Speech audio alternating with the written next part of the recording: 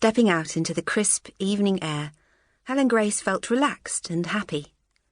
Slowing her pace, she savoured this moment of peace, casting an amused eye over the throng of shoppers that surrounded her. She was heading for Southampton's Christmas market.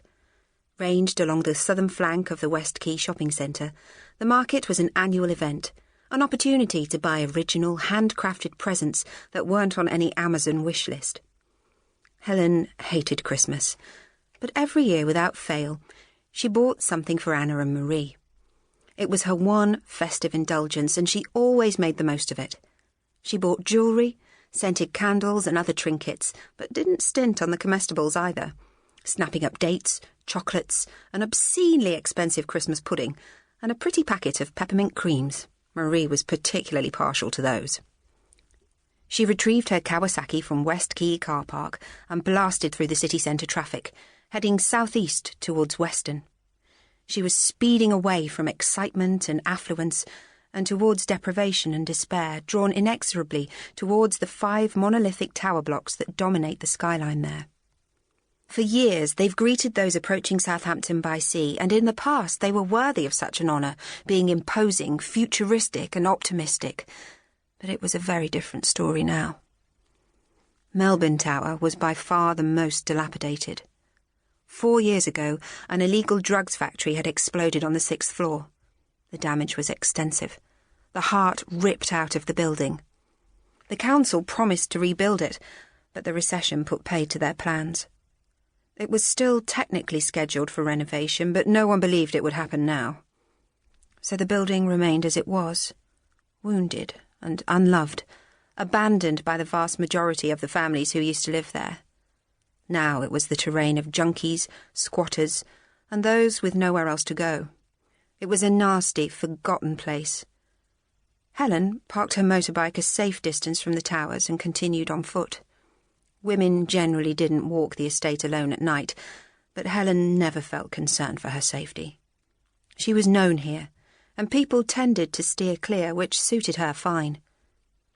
All was quiet tonight, apart from some dogs sniffing around a burnt-out car, so Helen picked her way past the needles and condoms and stepped inside Melbourne Tower. On the 4th floor, she paused outside flat 408.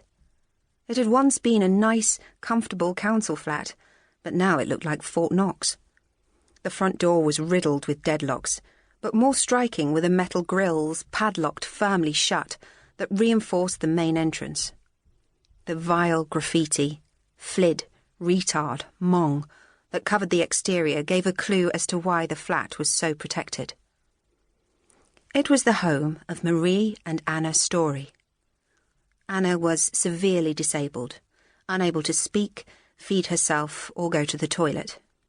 Anna, now 14, needed her middle-aged mother to do everything for her, so her mum did the best she could. Living on benefits and handouts, buying food from Lidl, being sparing with the heating, it would have been okay like that. These were the cards they'd been dealt, and Marie was not one to be bitter, had it not been for the local yobs. The fact that they had nothing to do and were from broken homes was no excuse. These kids were just nasty thugs who enjoyed belittling, bullying and attacking a vulnerable woman and child. Helen knew all this because she'd taken a special interest in them.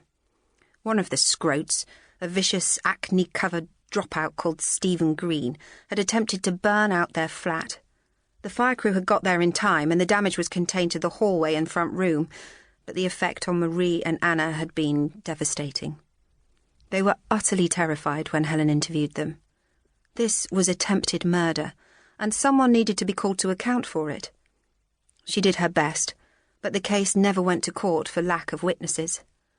Helen urged her to move, but Marie was stubborn. The flat was their family home, and had been kitted out specially to deal with Anna's mobility limitations. Why should they have to move? Marie sold what valuables she still possessed to fortify the flat. 4 years later, the drugs factory blew up. Before that, the lift had worked fine, and flat 408 was basically a happy home. Now, it was a prison. The social services were supposed to call round to keep an eye on them, but they avoided this place like the plague, and visits were fleeting at best. And so Helen, who had little to keep her home at night, would pop in, which is why she'd been there when Stephen Green and Company returned to finish the job. He was high as usual, and clutching a petrol can that he was trying to light with a homemade fuse.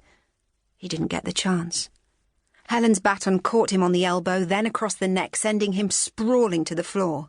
The others were caught off guard by the sudden appearance of a copper and dropped their petrol bombs to flee. Some of them made it, some of them didn't.